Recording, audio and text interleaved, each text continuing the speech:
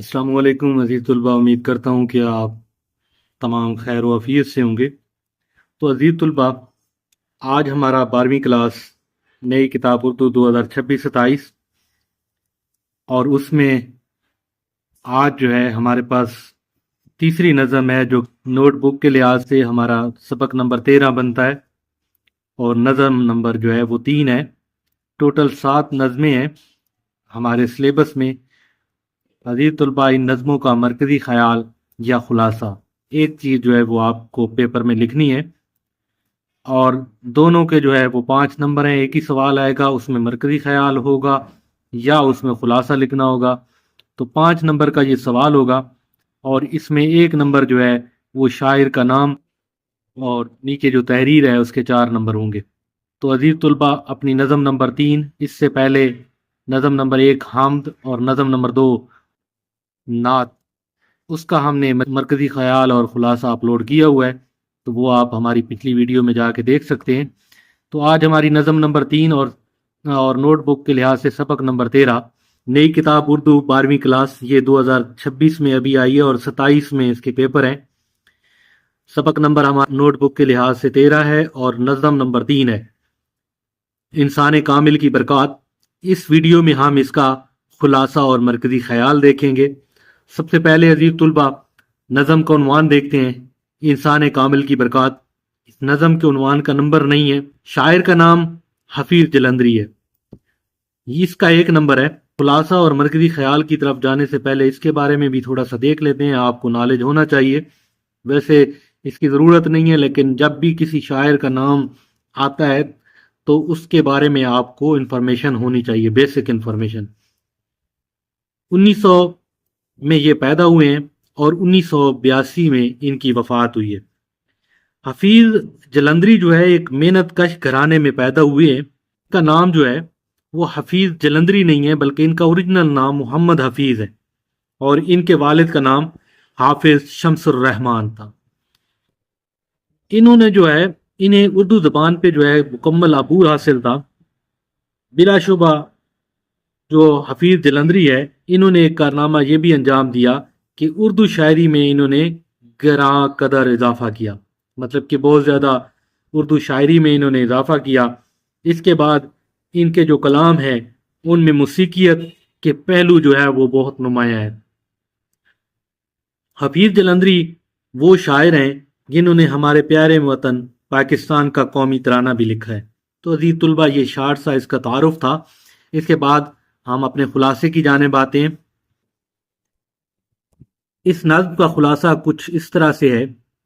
رسول اللہ خاتم النبیین صلی اللہ علیہ وآلہ وسلم نے مدینہ میں ایک مثالی معاشرے کی بنیاد رکھی۔ پوری دنیا میں وہی بستی امن و آرام کا مرکز تھی۔ وہ فرشتوں کی نظر میں جنت جیسی تھی کہ وہاں انسان کامل خاتم النبیین صلی اللہ علیہ وآلہ وسلم جلوہ فرما تھے۔ آپ خاتم النبیین صلی اللہ علیہ وسلم کی بدولت یہاں علم و معرفت، بندگی اور سچائی کی خوبیاں نمایاں ہو رہی تھیں۔ ظاہری شان و شوکت اور بناوٹ کے بجائے کردار اور عمل کی خوبیاں پروان چڑھ رہی تھیں۔ مساوات کے بہترین نمونے موجود تھے۔ غریبوں اور بے زبانوں کو بولنے کا حق ملا۔ وہاں کے مجاہد اللہ کے سوا کسی سے نہیں ڈرتے تھے۔ وہاں زکوٰۃ صدقات سے انسانوں کی بھلائی اور غلاموں کی آزادی کا سامان ہوتے تھے۔ مسجد کے نور ہدایت اور قرآنی تعلیمات سے انسانیت فائدہ اٹھا رہی تھی۔ آپ خاتم النبیین صلی اللہ علیہ وآلہ وسلم نے انسانیت کو ذہنی اور روحانی آزادی عطا کی۔